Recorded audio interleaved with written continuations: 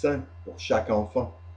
10. Protection de la famille par la norme unique de pureté, de préparation éducative au mariage, d'entretien domestique et de parentalité. 11. La justice économique pour l'agriculteur dans la législation, le financement, le transport et le prix des produits agricoles par rapport au coût des machines et d'autres produits qu'il doit acheter. 12. Extension des possibilités culturelles primaires et des services sociaux dont bénéficient aujourd'hui les populations urbaines à la famille agricole. 13. Protection de l'individu dans la société contre le gaspillage social, économique et moral de tout trafic de stupéfiants et de médicaments, créant une accoutumance.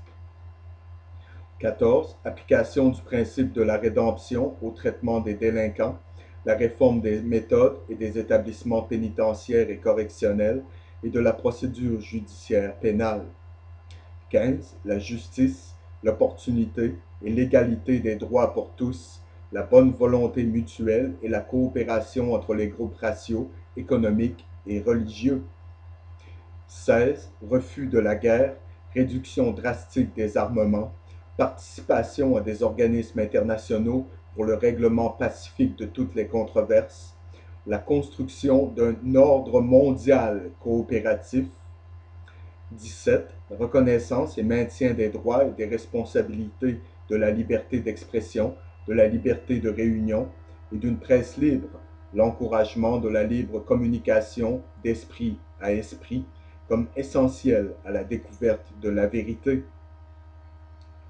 C'est le credo social des églises en 1932. B. Un ordre social chrétien. 1. Que les puissances industrielles et financières ne doivent pas être dissociées de la responsabilité sociale.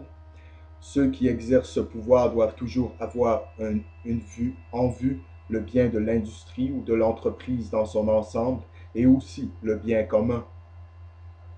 Qu'un objectif important de l'industrie devrait être de fournir des emplois stables de façon à éliminer l'insécurité et les autres maux sociaux qui découlent de variations excessives de travail et de résidence.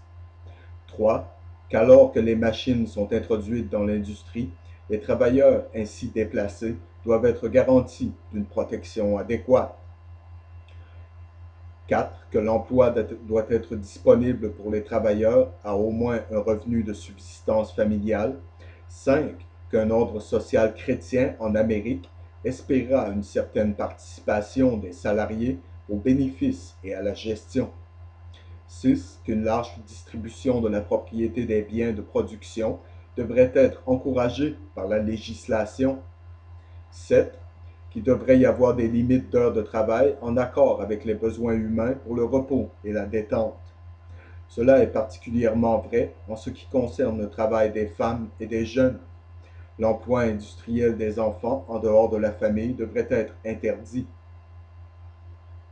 8. Que les monopoles devraient être contrôlés dans l'intérêt public. 9. Que la négociation collective, par le biais de représentants librement choisis, soit reconnue comme un droit fondamental du travail. 10. Que les normes de salaire minimum soient mises en place par la loi pour le travail non protégé par la négociation collective.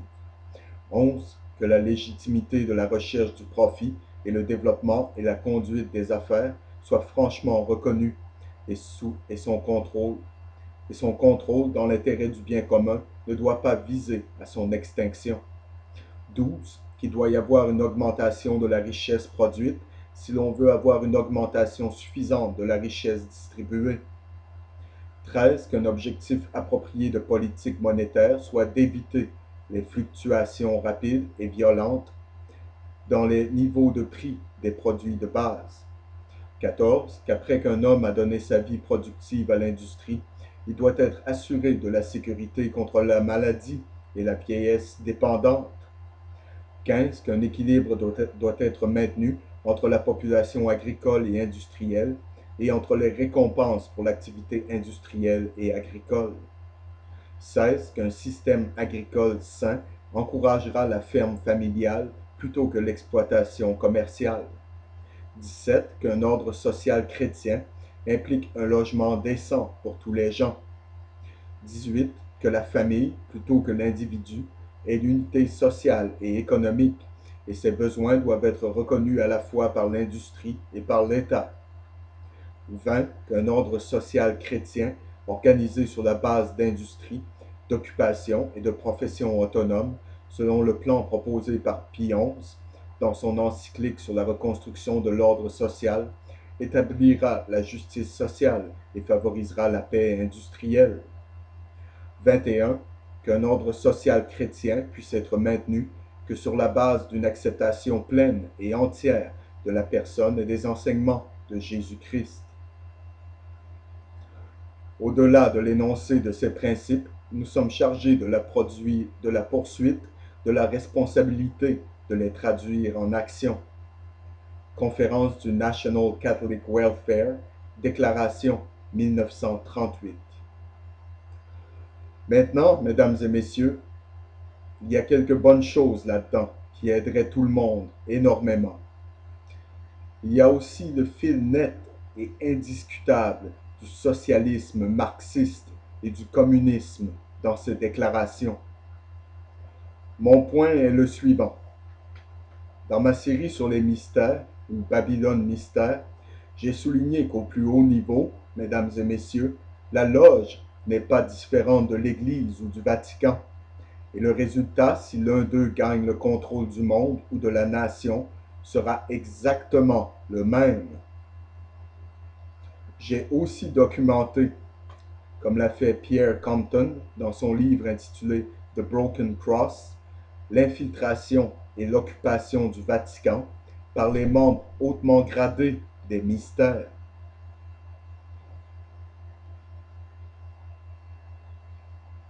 Et dans une grande religion qui a beaucoup de membres et couvre le monde et est forte aux États-Unis et même ici au Canada, dans leurs cérémonies, dans leur église qu'ils appellent un temple, jusqu'à tout récemment, lorsque cela a été exposé et que cela a été changé, à un point, la congrégation appellerait à Dieu, et leur Dieu répondrait, mais c'était toujours Lucifer.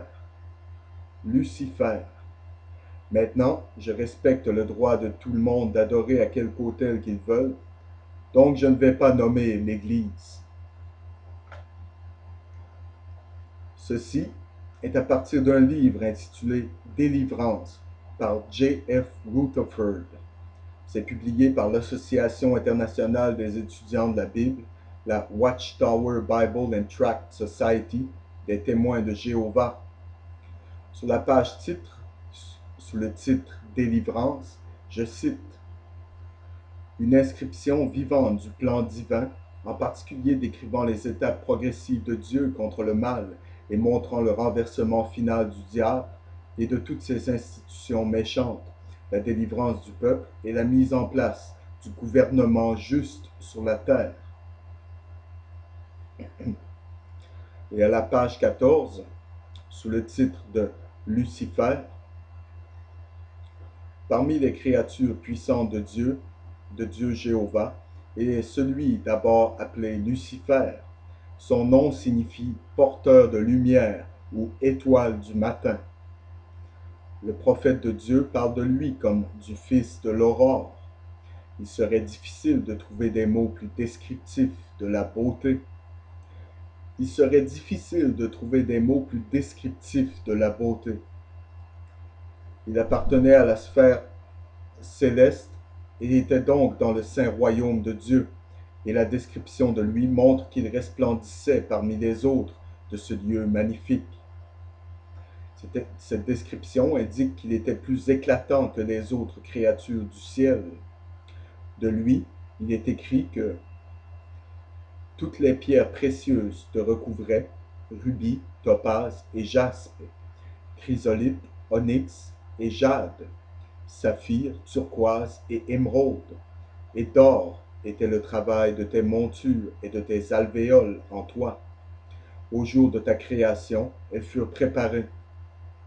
Tu es le chérubin oint qui couvre, et je t'ai placé. Tu étais sur la montagne sainte de Dieu, au milieu de pierres de feu, tu circulais. Tu as été intègre dans tes voies depuis le jour de ta création jusqu'à ce que l'injustice ait été trouvée en toi. Et je citais de Ézéchiel, chapitre 28, versets 13 à 15.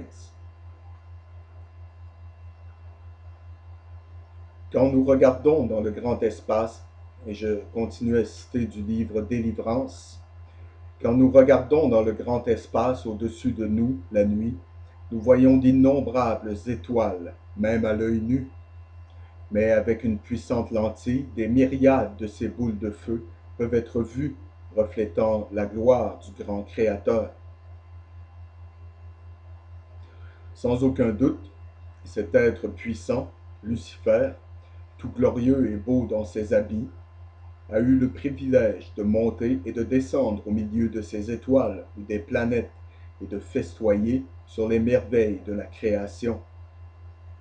Commencez-vous à comprendre, mesdames et messieurs, le Logos, l'agent actif de Dieu dans la création de toutes choses, bien sûr, a créé Lucifer. Ces deux, Lucifer et le Logos, sont désignés dans les Écritures comme les étoiles du matin. Dans la même grande religion dont je vous ai parlé de leur cérémonie dans le temple, ils croient que Jésus-Christ et Lucifer étaient frères et que Jésus-Christ avait les 2000 dernières années pour réussir. Et comme il ne l'a pas, les prochaines 2000 appartiennent à Lucifer. Je continue. Le Logos a toujours été le plus grand plaisir du grand Éternel à cause de sa fidélité. Puisque les Écritures déclarent que toute la création de Dieu est parfaite, Deutéronome chapitre 32, verset 4, la présomption doit être cédée que toutes ces créatures dans le ciel étaient belles et glorieuses, vivant en paix et en harmonie, et ensemble rendant gloire et louange à Dieu. Au cours du temps, il plut au Tout-Puissant Éternel de préparer une place pour l'habitation de l'homme, lesquels alors il proposa de créer. Le compte-rendu est: au commencement, Dieu créa les cieux et la terre, et il mit le nuage pour son vêtement, et l'obscurité épaisse pour ses langes. Dans le ciel, ces créatures, sans doute, ont été informées que la planète Terre était préparée comme un lieu d'habitation pour la créature de l'homme que Dieu créerait à son image. Et cette connaissance doit avoir grandement ravi les créatures célestes de Dieu. Il est connu que quand Dieu posa les bases de la terre pour l'habitation de l'homme, je cite Job chapitre 38 verset 7, les étoiles du matin poussaient ensemble des cris de joie, et tous les fils de Dieu poussaient des acclamations. Et aussi voir Job chapitre 38 verset 4 à 9. Vous voyez, les Écritures enseignent clairement qu'il y avait deux créatures puissantes désignées étoiles du matin, à savoir le Logos et Lucifer. Il doit y avoir eu une grande convocation des créatures glorieuses du ciel au début de la création de la terre. Et c'est à cette convocation que les créatures ont été informées par le Créateur de son intention et de son but de préparer une habitation pour l'homme et de créer l'homme.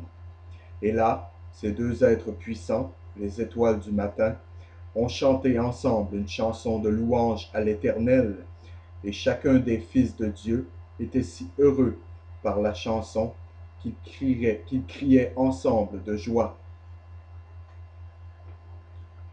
Pour autant que les hommes savent, il n'y a pas d'autre planète qui est habitée. La création de la terre pour l'homme serait d'un plus profond intérêt pour les créatures du royaume céleste.